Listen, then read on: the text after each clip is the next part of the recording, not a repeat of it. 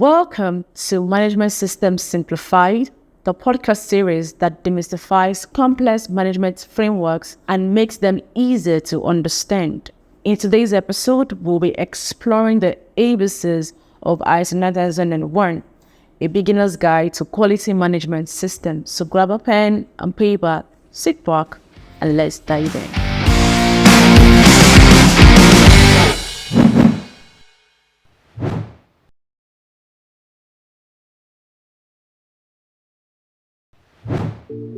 Hello everyone, I'm your host Bukola Bamidele, and I'm thrilled to have you join me today as we explore the world of ISO 9001. We'll be breaking it down into smaller bit-sized pieces using analogies and real-life examples that will help you to grasp the concept easily. So before we move deeper, I would like us to understand what ISO 9001 is in a very simple term. So ISO 9001 is a quality management system standard that helps organizations improve their processes and deliver products and services of consistent quality. So now let's look at some of the key elements in ISO 9001. First, what is the quality management system? Think of a QMS as a set of rules and guidelines that a company follows to ensure that its products or services consistently meet customer requirements. It's like a recipe for making a delicious dish. Just as a recipe specifies the ingredients and steps to achieve a tasty outcome, a QMS defines the processes and procedures needed to deliver high-quality products and services. Customer focus. Imagine you run a restaurant and your main goal is to keep your customers happy. You want to make sure that your dishes are delicious, the service is excellent, and your customers have a great dining experience. Similarly, ISO 9001 emphasizes the importance of understanding and meeting customer needs and expectations. It encourages organizations to focus on customer satisfaction by delivering products or services that consistently meet their requirements. Next up is leadership. In any successful venture, strong leadership is crucial. Consider a sports team with a skilled and motivated captain who guides and inspires the players. In ISO 9001, leadership involves top management taking responsibility, emphasis on taking responsibility for establishing a quality policy, setting objectives, and creating a supportive work environment. It's about providing direction, motivating employees, and promoting a culture of continuous improvement, and that you can see in clause 5. Moving on to process approach, which is another key concept that was, emphasized or very explicit in ISO 9001. So let's think of a manufacturing assemblies line or a step-by-step recipe for baking a cake.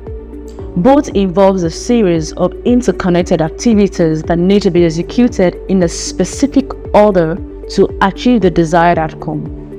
ISO 9001 promotes the process approach, which means identifying and managing the interconnected activities within an organization to ensure smooth operations and consistent quality.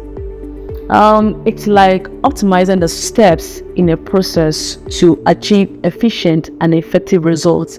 And the process approach speaks to what, who, how, when, who is responsible for this, when do we do this, how do we achieve this. So the process approach is very explicit in the implementation of ISO 9001. Continuous improvement is the driving force behind any successful organization. Just like a car that undergoes regular maintenance and upgrades, ISO 9001 encourages organizations to strive for continuous improvement. It's like constantly fine-tuning your operations, identifying areas of enhancement, and implementing changes to achieve better quality, efficiency, and customer satisfaction. I'd like to say here that continuous improvement is very, very explicit in ISO 9001, and it's very key to the implementation of quality management system in your organization, because you have to keep improving. It's one of the principles of ISO 9001, and also one of the main clauses that an organization need to meet in order to say it has actually met the requirements of ISO 9001. Next up is risk-based thinking. So think of a traveler who plans a trip and considers potential risk like flight delays, weather conditions, or loss of luggage. By anticipating and planning for this risk, the traveler can take appropriate actions to mitigate them and ensure a smoother journey. Similarly, ISO 9001 emphasizes the importance of identifying and addressing risks and opportunities in an organization's processes. It involves proactively assessing potential challenges, implementing preventive measures, and taking advantage of favorable situations to improve performance and avoid problems. Finally, documentation and record keeping, a very key element in ISO 9001. So let's imagine a detective who meticulously collects and organizes evidences to solve a case. So similarly, in ISO 9001, it emphasizes the need for proper documentation and record keeping.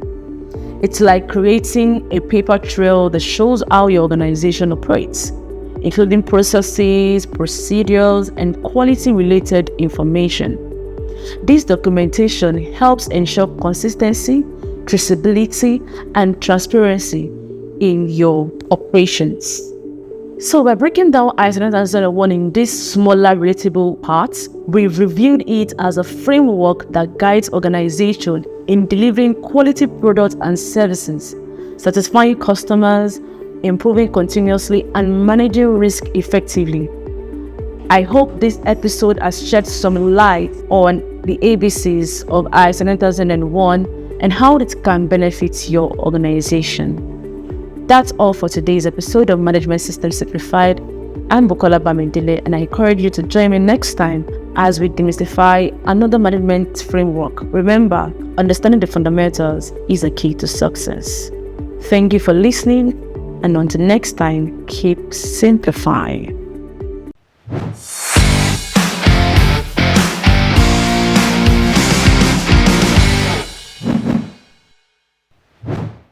Standards and best practice, your partner in professional development.